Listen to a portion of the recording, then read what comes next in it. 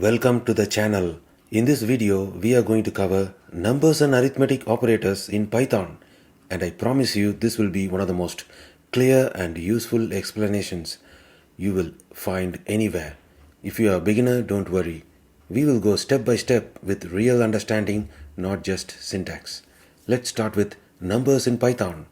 Python supports numbers out of the box, which means you don't need to install anything extra or declare complex types. The most common number types you will use are integers and floating point numbers. Integers are whole numbers like 1, 10, -5. Floating point numbers are decimals like 3.14 or -2.75, or you can say 2.75. So those are floating point numbers.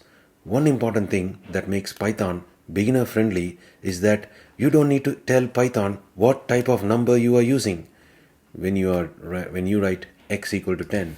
For example, here in my VS Code, when you type or write x equals 10, Python knows it's an integer. And when you write y equals 2.5, Python knows it's a float. This automatic type handling saves time and reduces errors. Now let's talk about arithmetic operators. These are symbols that allow Python to perform math operations. The most basic one is addition using the plus sign. So you can say something like a equals x plus y, and this does the simple adding of two numbers. So we are going to add 10 and 2.5, two numbers, and storing the result in variable a.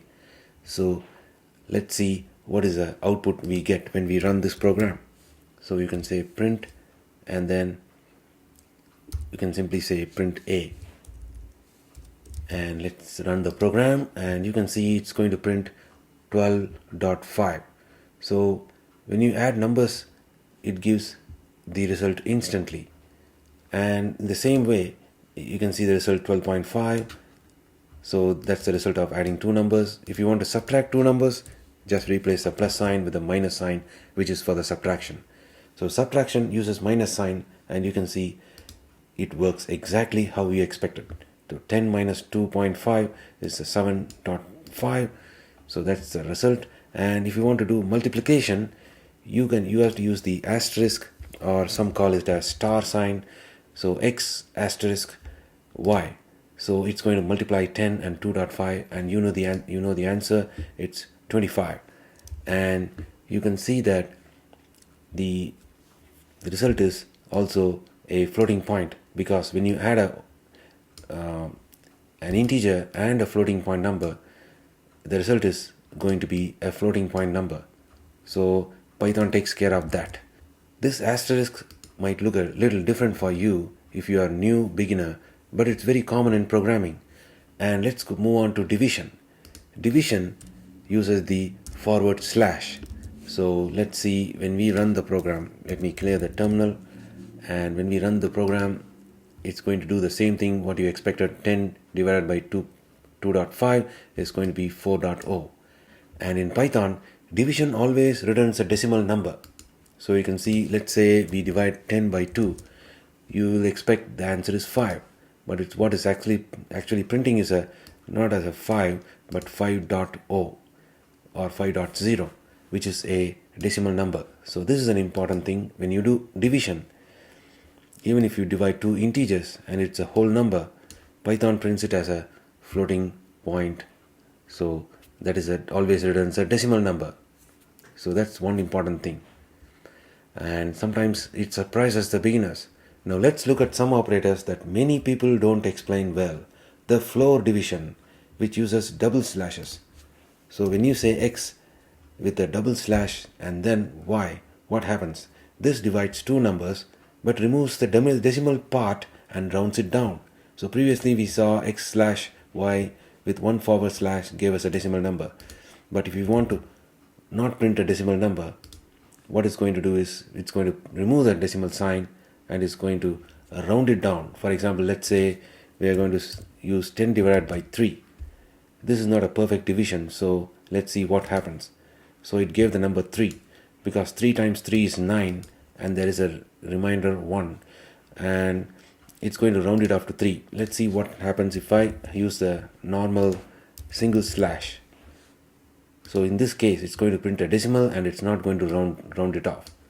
But when you use the double slash, look at the difference. So it's going to print the 3 instead of the previously the regular division, which is going to print the whole number, the decimal digits. So if you want to round off any result, and if you are dealing with such cases in your programming, you can always use double slash and it's going to print the rounded number.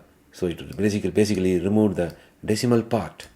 So this is extremely useful when you need a clean integer result, like when you are calculating the pages, patches or groups. And then comes on the modulus operator, which uses a perfect percentage sign. So this is a percentage sign and this is called the modulus. So let's see what it does. So this gives you the remainder after division. So 3 times 3 is 9 and you are left with the remainder of 1, and it prints the remainder. So that's the modulus operator, and you simply use the percentage sign. And this operator is very, very useful for checking whether a number is a even or odd number. So you cycle through the values or repeating patterns in program, you can use this modulus operator to check a given number is even or odd. If it is an odd number, it's going to give a reminder. For example, if you say 4, so you can say this is not a perfect one, and you can use it in your programming. And another thing is Python also supports exponentiation using double asterisk. So what that means is, when I say double asterisk x star star y, so it's going to, let's say, this allows you to raise a number to a power. So 10 to the power of 2. So let's run this program and see the result and understand what it is doing. So 100. So 10 to the power of 2 is 10 times 10, and 10 to the power of 3 is 10 times 10 times 10. So it's going to give 1000. So when you want to raise a number to a power, you need to use the exponentiation. So this operator is commonly used in math calculations, data science and scientific programming. Now let's talk about how Python evaluates expression. When you have an expression like this, a equal to x plus y, so you use a lot of operators, and the important thing to note here is when you have too many expressions like x plus y divided by 2, how is it going to do? Is Python going to evaluate the division, or is it going to do the addition first? So there lies an important principle in Python, and you need to understand that this rule. Python follows the standard order of operations, which you might have already learned in your classes or elsewhere. So you know, but remember this: multiplication and division happen before addition and subtraction. So as I said, multiplication and division happens first before addition or subtraction. So here you can see the multiplication or division. So here we see the division. So this division is going to happen first, and then the result of the division is going to be here, and then the addition of the resulting result is going to be evaluated. So let's run the program and understand. So you can see first the division happens. So let's put a nice number here, and you can see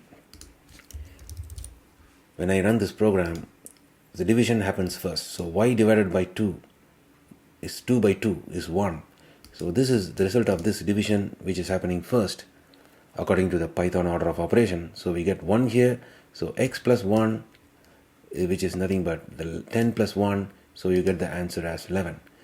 If you want to change the order of this evaluation, or you want to, in other words, you want to force it in your way, I want to happen the addition to be executed first operation and then the division. So you have to use parenthesis to override this Python's default order. So that's how we change. So let's run this program and see. Now you get a different answer, because here we have the parenthesis. So the parenthesis is executed first. So x plus y, which is 10 plus 2 is 12. So the answer resulting of this operation is 12. So 12 divided by 2 is 6.0. Of course, if you want to remove the decimal in the output, simply add another forward slash and you get a whole number. All of these arithmetic operations work the same way inside variables, functions, and large programs. So once you understand numbers and operators, you unlock the ability to build logic, calculations, conditions, and real applications. If you truly understand this topic, Python becomes much easier moving forward. Almost every program uses numbers in some way, whether it's counting, calculating, measuring, or analyzing data. Take your time to practice these operators. Try simple, small examples, change numbers, see the results. This is how you understand real programming and what happens really when you execute the code. So in the next video, we will move into string basics, where you will learn how codes work, how indexing works, and how slicing lets you extract parts of text.